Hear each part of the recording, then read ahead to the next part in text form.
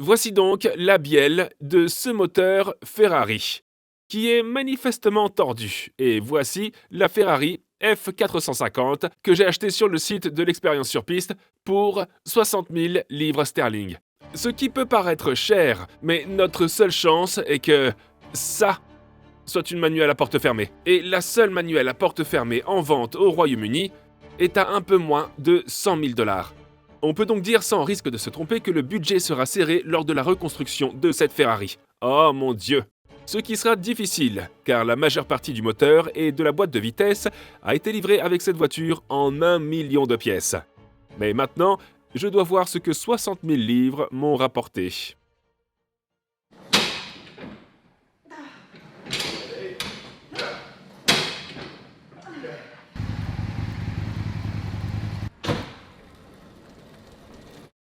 Permettez-moi d'expliquer la situation des pare-chocs. En fait, Anna va expliquer la situation des pare-chocs. Ce pare-choc n'est pas celui qui devrait se trouver sur la F430. Il s'agit d'un pare-choc arrière de Skoda, qui est un peu plus cher. En fait, beaucoup plus cher qu'un pare-choc de F430. Combien coûte l'un de ces pare-chocs ? Un pare-choc seul coûte 3 245 livres et 20 centimes. En plus de cela, ce truc-là, c'est combien ? 2 263 livres sterling et 72 centimes. Et 72 centimes. Il s'agit donc d'un pare-choc d'une valeur de plus de 5000 livres, avec des vis auto-taraudeuses. Il est absolument malmené. Je ne pense pas que nous allons le remplacer par un pare-choc arrière de Skoda. Il va falloir qu'on cherche ailleurs. Il est récupérable. Quant au pare-choc arrière, je ne pense pas qu'il soit d'origine. Mais il s'agit bel et bien d'un pare-choc d'une Ferrari F430. À combien s'élève leur prix ? 3 101 livres sterling.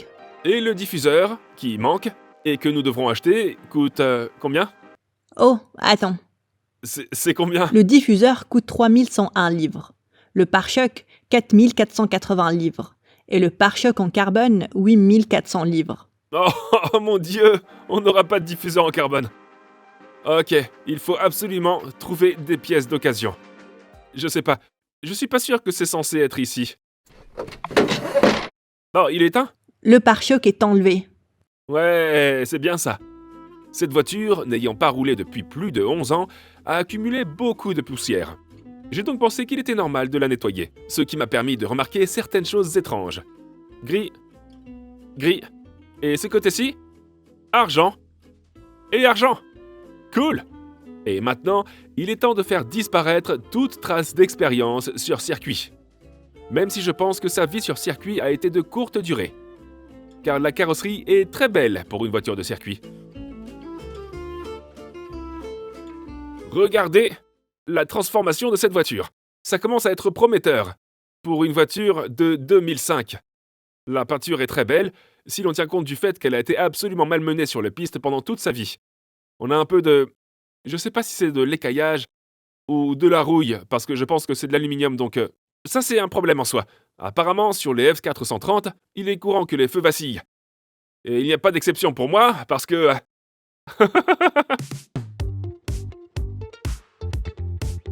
c'est tellement collant qu'il laisse des empreintes digitales. Mais le temps qu'elle a passé sur la piste a fait des ravages à l'intérieur. D'autant plus qu'elle est restée longtemps à l'arrêt. Selon Google, seuls 1500 F430 manuels ont été fabriqués. Ce qui rend celle-ci très spéciale. Les premiers à sortir sont les sièges, les 4 boulons qui les maintiennent en place et la ceinture de sécurité qui y est reliée. Ensuite, nous pourrons nous attaquer à la moquette. Alors que mon père travaille sur l'avant de la voiture, il a constaté qu'il manquait quelque chose. Il manque quoi ? Bien, tu vois ce trou là-dessous ? C'est là qu'est censé se trouver le maître-cylindre. Oh, waouh! Waouh! Le maître-cylindre est... Pourquoi il prendrait un maître-cylindre à moins qu'il y ait une autre manuelle ?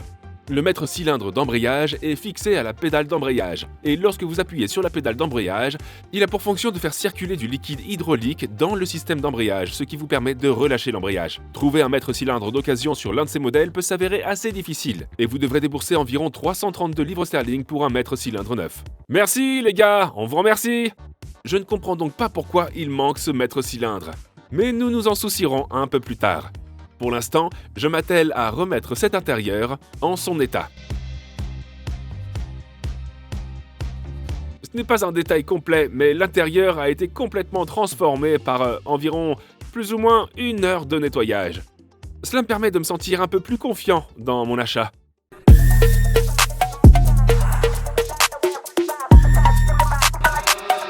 Très bien.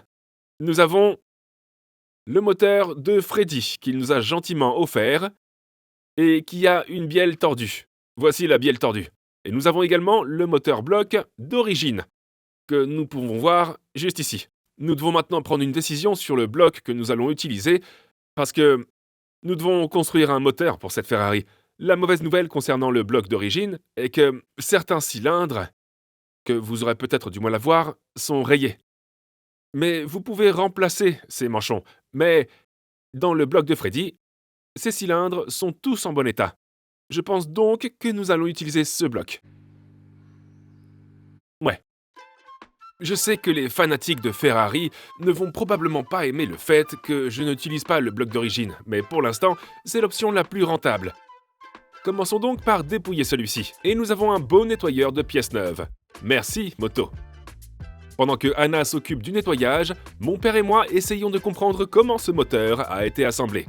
Avant de démonter ce moteur, nous allons prendre note de la façon dont il a été assemblé, avant d'être monté correctement.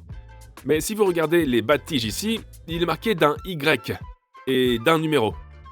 Et de ce côté, il est marqué d'un X et d'un numéro. Ensuite, on passe à Y et à un nombre, puis à X et à un nombre. Il s'agit donc constamment de YX. Le dernier cylindre est marqué d'un Y de ce côté, mais celui qui est plié est aussi une bielle marquée d'un Y.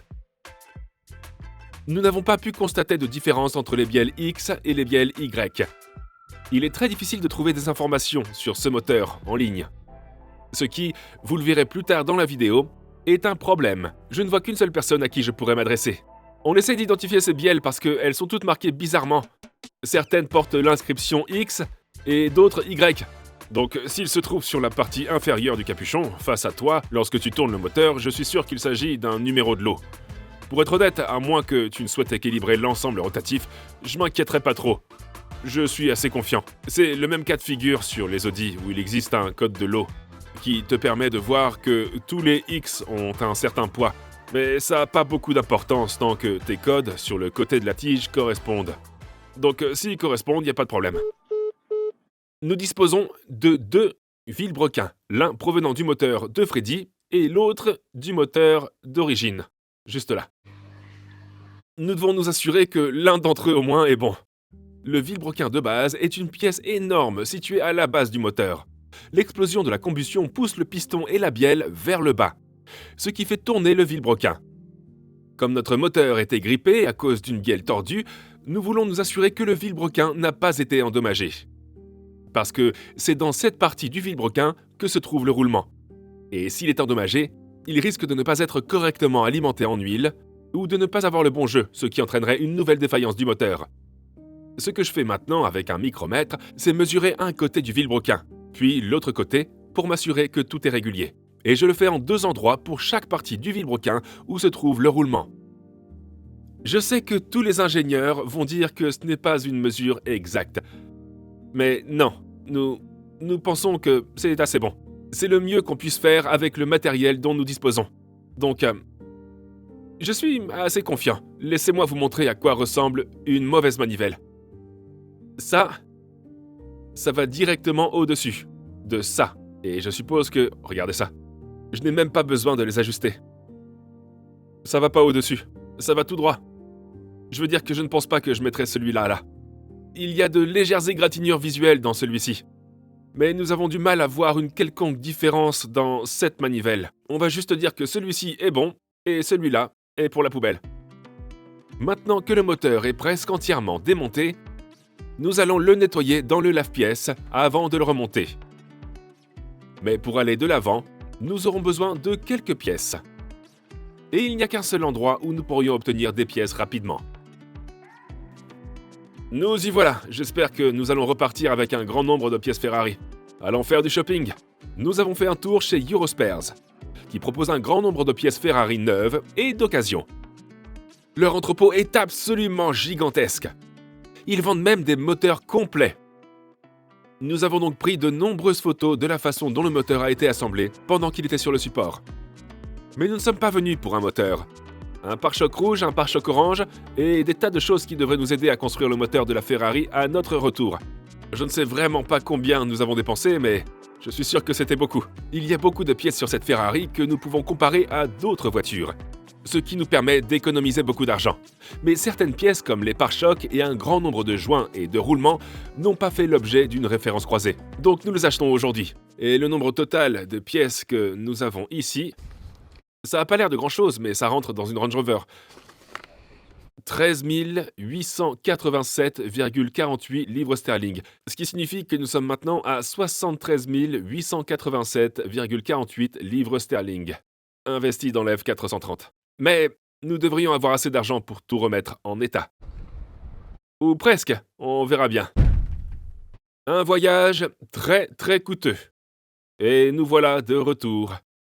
Nous pouvons maintenant commencer à construire le moteur. Je pense que nous allons commencer par les 2 culasses. S'agissant d'un V8, il y a 2 culasses et 4 pistons de chaque côté.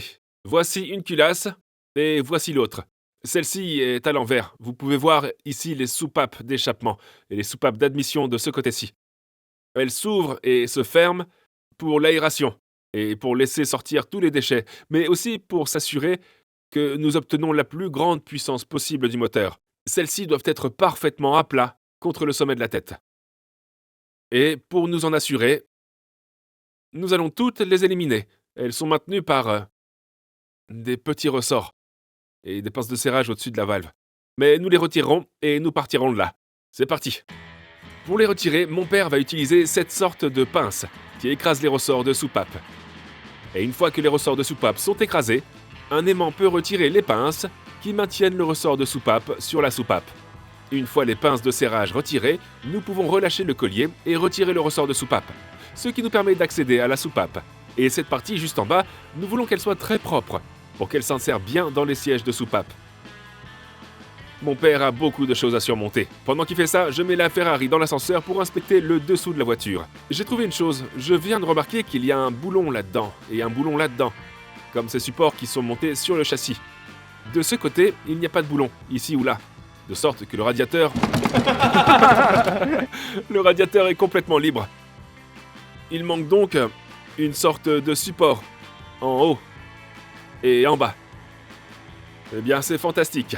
Avant d'acheter cette voiture, je l'ai vérifiée sur Car Vertical, et tout semble en ordre.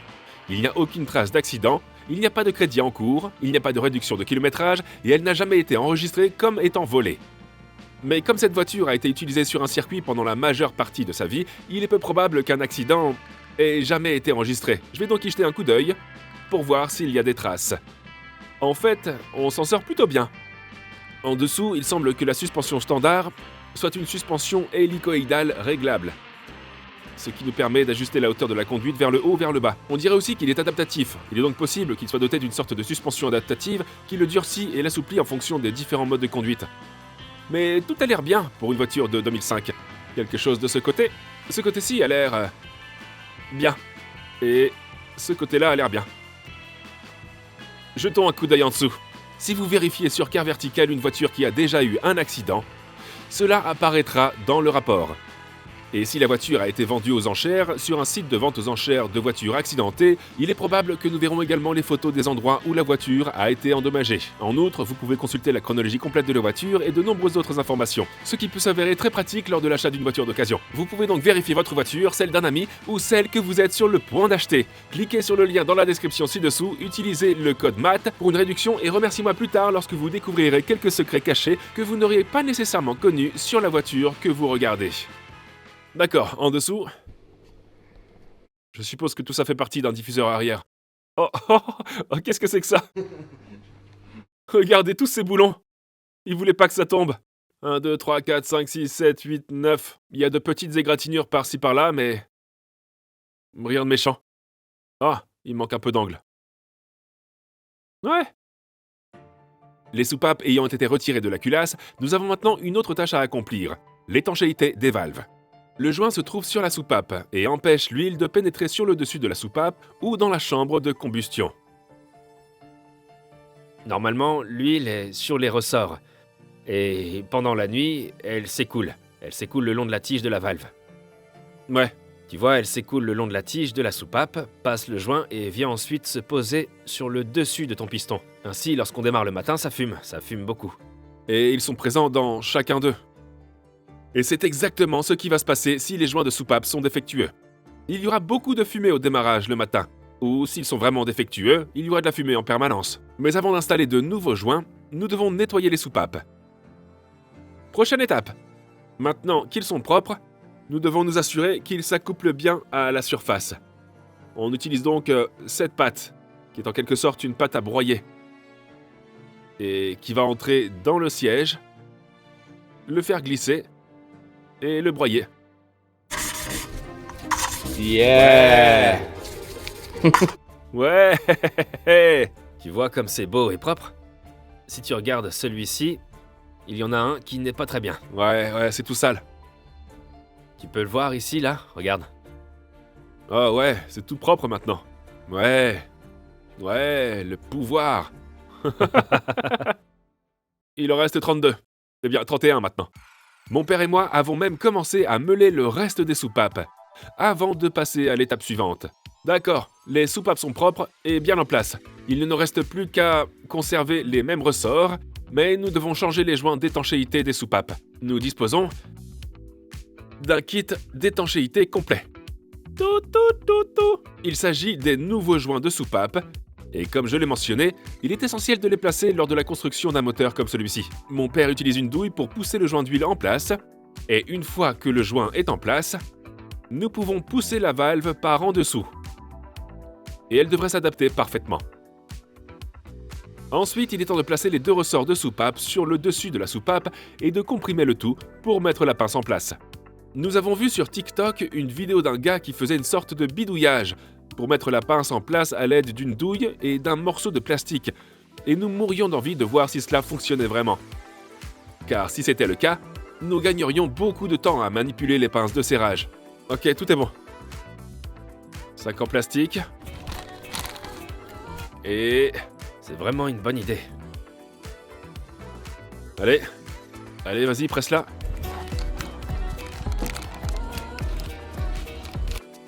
Oh non, ça va partir. Nous avons échoué lors de notre première tentative. Mais lors de la deuxième... Oui! Ouais! Alors, ça a marché? Une fois que nous avons découvert comment fonctionnait le hack, nous avons gagné de précieuses minutes en remettant les soupapes, les ressorts et les pinces sur chacun d'entre eux. Nous y voilà. Toutes les soupapes et tous les ressorts de cette tête sont presque prêts. Mais nous devons la tester pour nous assurer qu'une soupape, enfin toutes les soupapes sont bien mises en place. Car si la soupape s'ouvre et qu'elle tombe dans le cylindre, les conséquences pourraient être vraiment dramatiques. Et on ne veut pas que ça se produise. On va donc les tester maintenant en frappant la valve pour l'ouvrir et en nous assurant que tout est en place. C'est comme ça que Ferrari procéderait?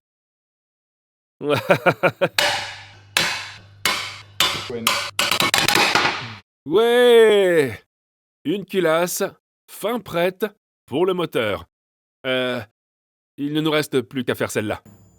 Maintenant que les culasses sont terminées, nous pouvons nous insérer au bloc moteur proprement dit. Avant de le remonter, nous devons nous assurer que les chemises des cylindres sont bien lisses. En ce moment, vous pouvez voir qu'il y a beaucoup de rayures et de rainures, mais rien qui ne puisse être réparé. Pour y remédier, il faut mettre un peu d'huile dans le manchon. Ensuite, mon père utilisera cet outil pour affûter le cylindre.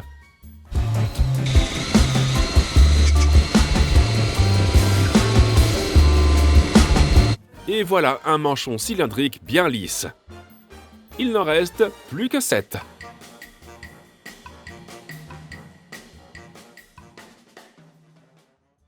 Toutes les manches sont belles et douces. Ce moteur est effectivement prêt à être reconstruit. Allons-y. C'est en fait un joint autocollant. Et tu penses que ça se colle à cette partie? Ouais, mais toi tu penses pas que c'est le cas, non? Prochain joint. Y a-t-il un autocollant dessus? Il n'y a pas d'autocollant sur celui-ci. Clic. Ou est-ce un bip? Ah oui, bip. On est dans une situation difficile. Je viens de commander un manuel d'atelier pour le moteur Ferrari, qui est aussi un moteur Maserati, mais il n'indique que les spécifications de couple et les procédures d'atelier pour les éléments réparables. Donc des choses comme les embrayages, les thermostats, les courroies auxiliaires, rien d'aussi important que cela. Et nous avons découvert depuis que Ferrari ne donne pas de spécifications de couple ou de procédures de réparation pour des travaux aussi importants parce qu'ils sont censés être effectués par Ferrari et non par un gars dans un garage de Leicester. Donc si vous êtes un technicien Ferrari, la section des commentaires est ouverte pour vous. Nous avons besoin de votre aide car je ne suis pas sûr que Ferrari va nous aider même si nous essayons de remettre une de leurs voitures sur la route. L'étape suivante consiste à vérifier l'écart entre les segments de piston. C'est comme ça qu'on a fait, c'est juste serré, d'accord? Mais l'étape suivante consiste à vérifier l'écartement des segments de piston. C'est ce qu'on doit faire. Mais on ne peut pas le faire, d'une part, sans les spécifications de segments de piston, et d'autre part, sans les segments de piston. Ils ne sont pas encore arrivés. Donc on est coincé. Comment est-ce qu'on peut commander des articles Ouais, s'ils ne veulent même pas nous donner les spécifications? ouais. Ouais, c'est tout à fait vrai. Ouais, comment? Au Royaume-Uni, on peut vous vendre des pièces structurelles pour une Porsche, mais on ne peut pas vous dire comment les monter. Ferrari doit donc pouvoir vous vendre des pièces. Mais ils doivent ensuite s'adapter. Ouais, ça a pas de sens du tout. Donc nous nous retrouvons avec cette bielle tordue. Est-ce que je dois l'acheter? Non, je veux le donner. Je pense que nous allons offrir cette bielle à quelqu'un qui commandera dans les 100 prochaines commandes de mattarmstrong.com.uk. Les nouveaux suites à capuche. Regardez, le nouveau suite à capuche Hard Work Beat Talent. Vous pouvez checker ça dans le lien dans la description. Ah, et aussi les casquettes. Allez voir ça et nous choisirons quelqu'un dans les 100 prochaines commandes pour lui envoyer cette bielle. Merci beaucoup d'avoir regardé cette vidéo. Si vous l'avez appréciée, abonnez-vous et donnez-moi un like et je vous verrai dans la prochaine vidéo. Peace out. Oui, j'aime bien. Mais je veux pas en savoir davantage.